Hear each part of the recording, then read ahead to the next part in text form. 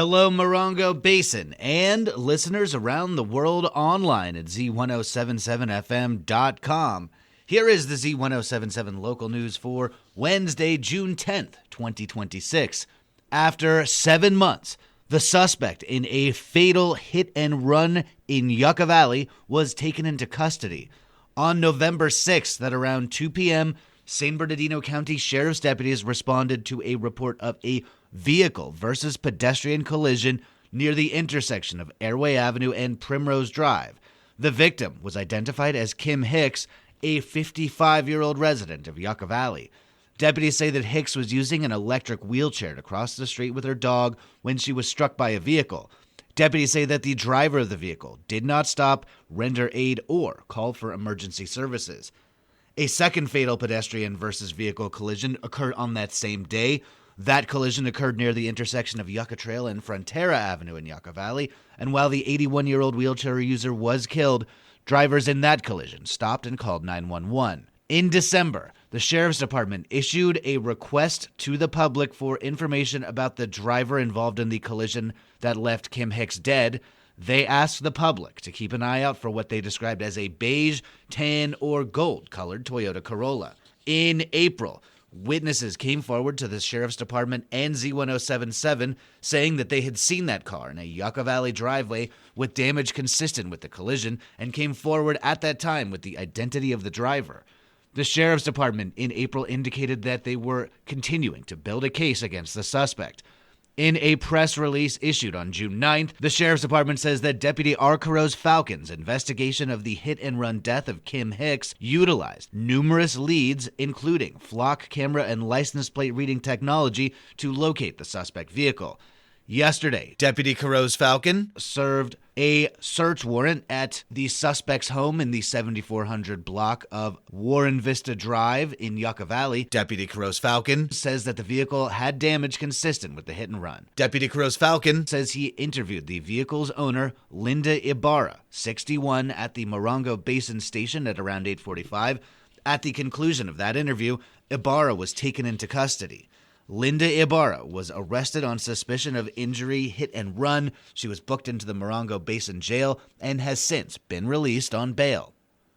The Twentynine Palms City Council gathered last night for a swift meeting that mostly focused on a proposed ballot measure to increase the sales tax. Reporter Heather Clisby was there. Last night, the Twentynine Palms City Council meeting began with Mayor Daniel Mintz issuing a brief statement regarding the closed session that began at 5:30 p.m. That the city not take formal action to pursue collection of the amount of $31,982.08 due to the city by Morongo Arch, related to the former agreement related to the city's Elm Avenue property. Public Arts and Advisory Committee Vice Chair Sarah Lyons belatedly presented the 2025 Arts Advocate of the Year Award to former PAC Chair Anna Stump, calling her a, quote, pillar of our creative community. City Manager Kevin Cole presented on behalf of AB 1821 a bill that would address the logistic and financial challenges that come with increasing public records requests. One proposed change would extend the turnaround time from 10 days to 10 business days. The League of California Cities is asking Council for a letter of support, and Council agreed. Council then discussed results of the outreach campaign to residents around a proposed 1% sales tax increase. With flat revenues, rising costs, and aging facilities, the city is looking to expand its general fund. Polls and questionnaires were sent to 5,000 registered voter households, and 682 responses were received. People specifically expressed concerns around law enforcement, roads, and the animal shelter not getting proper funding. City Manager Kevin Cole noted that the conversation about a ballot measure to increase the sales tax had begun, quote, 2 city managers ago with Frank Lucchino. Mayor Daniel Mintz noted that the city has never made a move to increase the sales tax, but the time had come. Well, obviously, the tourists will be paying for part of this tax. And when Yucca Valley passed theirs, they made it very clear that tourists and people from Twentynine Palms will be paying a lot of that tax because a lot of people shop there. So it's just, we're kind of keeping up with the neighbors a little bit with this because everything we buy from Yucca Valley has the 1% included in that. So we've held out as long as we could. And I hope the citizens research it and make a good decision. Cole noted that the 1% increase could lead to an estimated $2 million in additional funds annually. The deadline to submit for a ballot measure is August 7th, and the issue will be on the June 23rd council agenda. For more info, residents can access a fact sheet on the city's website. Reporting for Z107.7, I'm Heather Clisby. Last night, the Yucca Valley Planning Commission met in regular session and gave updates on land development planning, discussed extensions on conditional use permits, and gave praise to a new record store for their opening week. Reporter Gabriel Hart has this recap. Associate Planner Jared Jerome gave an update on land developments, with Sun Mesa Mini Storage and Dutch Brothers Coffee both in process with the California Department of Fish and Wildlife. Jerome reported that Walmart is preparing to submit construction plans for their new on-site gas station, and he said there have been informal talks to submit plans for 2 other gas stations, an expansion of the Circle K on Highway 247 and a Maverick at Avalon and Twentynine Palms Highway. The commission had a policy discussion on extensions and timelines for conditional use permits and site plan review permits.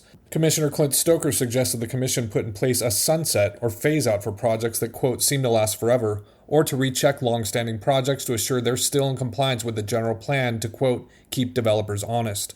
The commission mentioned the issue of developers working around Joshua trees as an ongoing issue for project completion, but agreed that if there is continuous activity on a project and communication with the town staff, it wouldn't be subject to scrutiny. The commission received and filed the discussion and scheduled a public hearing on the subject for July 14th. During his closing report, Commissioner Gerard Noonan gave praise to a new record store Up on the Sun Records, who just opened last week in the Stater Brothers West complex. Noonan noted the palpable excitement surrounding the shop, including an enthusiastic crowd for last weekend's in-store performance by Pazlin Chanton, formerly of the Pixies and A Perfect Circle.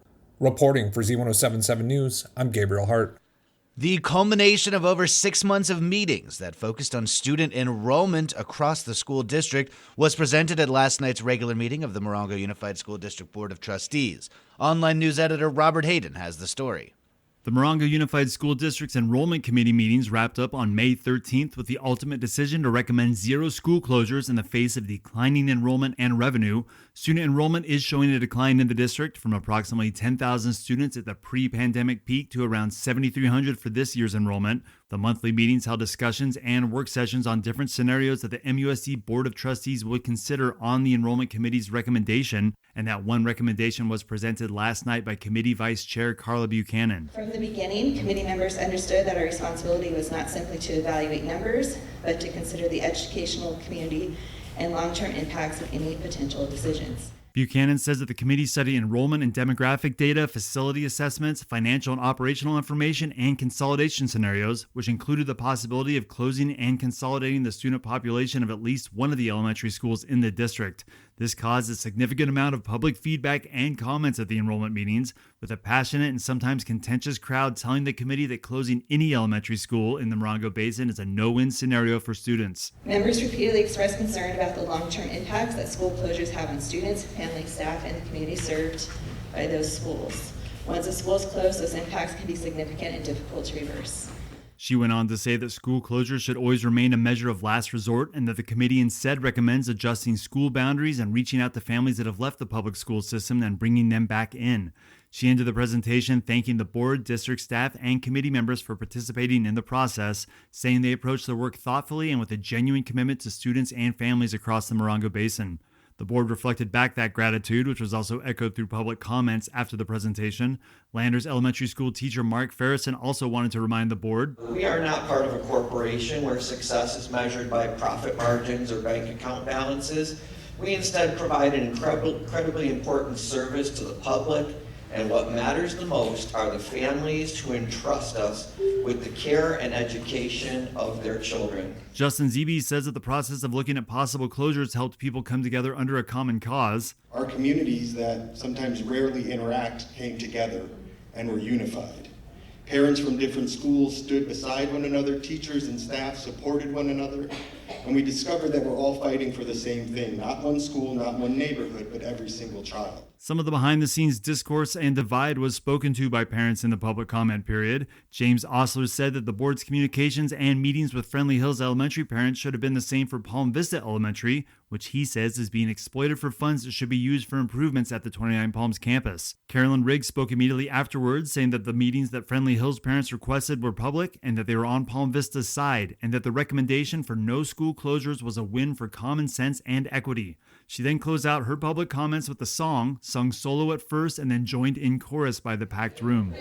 From Landers to Morongo, Palm Vista, Friendly Hills, all students there deserve our care, and fight for all we will. With that, the Enrollment Committee's report is now in the hands of the Board of Trustees, who is now tasked with the consideration and possible implementation of the committee's recommendations. The next regular board meeting of the Morongo Unified School District will be on June 16th at Joshua Tree Elementary School. Reporting for Z107.7 News, I'm Robert Hayden. The Yucca Valley Airport District Board of Directors meets in regular session tonight. They will discuss their 2025 financial audit, the status of their website, and the current weed situation on airport property. They will also review their annual assessment for 2026-2027. The Yucca Valley Airport District Board of Directors meets tonight at 6 p.m. at the Yucca Valley Community Center's Mesquite Room. And finally, the Copper Mountain Community College District Board of Trustees meets in regular session tomorrow afternoon. On their agenda is a consideration of the college's high school enrollment program. They will also update their education master plan through 2031. The Copper Mountain Community College District Board of Trustees meets in regular session tomorrow at 3 p.m. at the college's Bell Center Community Room. That's our local news. Hear local news 7 times a day, 7 days a week at 7, 8, 9, noon, 4, 5, and 6. If you hear about news happening, let us know. Email us at tips@z1077fm.com. Reporting for the Morongo Basin News Leader, the award-winning Z107.7 Local News, I'm News Director Jeff Harmatz.